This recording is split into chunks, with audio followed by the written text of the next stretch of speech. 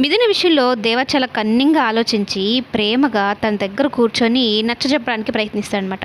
మిథున, ఎందుకు బంగారు లాంటి భవిష్యత్తుని నాశనం చేసుకుంటావు? వెళ్ళి చదువుకోపో, 2 సంవత్సరాలే కదా, నేను ఎక్కడికి పోతాను చెప్పు, ఈ ఇంట్లోనే ఉంటాను, ఆ తర్వాత కావాలంటే వచ్చి నా మీద రివెంజ్ తీర్చుకో అన్నట్టు మాట్లాడుతూ ఉంటే అవును కదా అన్నట్టు విన్నట్టే వింటుంది.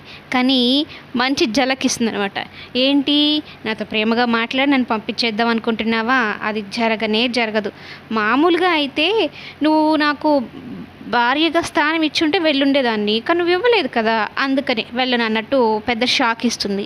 ఇదిలా ఉంటే సూర్యకాంతం భాను దగ్గరికి వెళ్ళి ఆ మిథునని కాళ్ళలో నడుము ఎంచేస్తే అది వాళ్ళ ఇంటికి వెళ్ళిపోతుంది, అప్పుడు హ్యాపీగా నువ్వు దేవాన్ని పెళ్లి చేసుకోవచ్చు అని చెప్పని నేల మీద ఆయిల్ పోసి మిథున జారి పడిపోయేలాగా చేస్తారనమాట.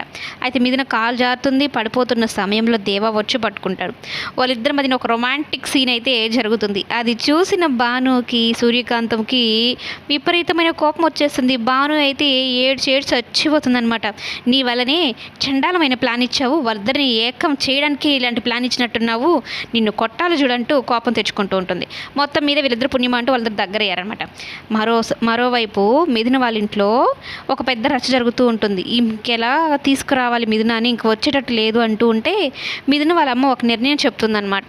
చిన్నప్పటి నుంచి మిథున చాలా తెలివైన అమ్మాయి, తను తీసుకున్న నిర్ణయం ఎప్పుడూ తప్పు కాదని మనం నమ్ముతాం కదా, తను అక్కడ చాలా హ్యాపీగా ఉన్నాను అంటుంది కాబట్టి మనం దాన్ని యాక్సెప్ట్ చేసి మిథునని అక్కడే ఉండనివ్వండి, తనని ఇబ్బంది పెట్టి మనం బాధపడకండి అన్నట్టు చెప్తుందన్నమాట లలితమ్మ. ఇంకా ఆ మాటకి హరివర్ధన్ కూడా ఓకే అన్నట్టు ఉంటుంది సిచ్యువేషన్.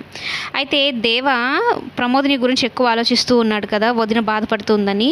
ఇక మిథున దగ్గరకు వచ్చి ఏదో ప్లాన్ అన్నావు కదా చెప్పు అంటే మిథున చెప్తుంది, ఈ సచ్ ప్లాన్కా, నువ్వేదో పెద్ద సైకాలజీ స్టూడెంట్, ఇంకేదో ఆలోచన చేస్తావు అంటే, ఇలాంటి కుళ్ళిపోయిన ఐడియాలు ఇచ్చావేంటి అంటే, సరే ఇది వర్కౌట్ కనుక కాకపోతే నేను ఇంట్లోంచి వెళ్ళిపోతానని చెప్పగానే దేవ ఆనందం అంతా ఇంత కాదు, ఇప్పుడు వీళ్ళిద్దరూ కలిసి ఆ ప్లాన్ని అమలు చేసి ఆనందని జాబ్కు పంపించేలాగా చేయబోతున్నారు అనమాట.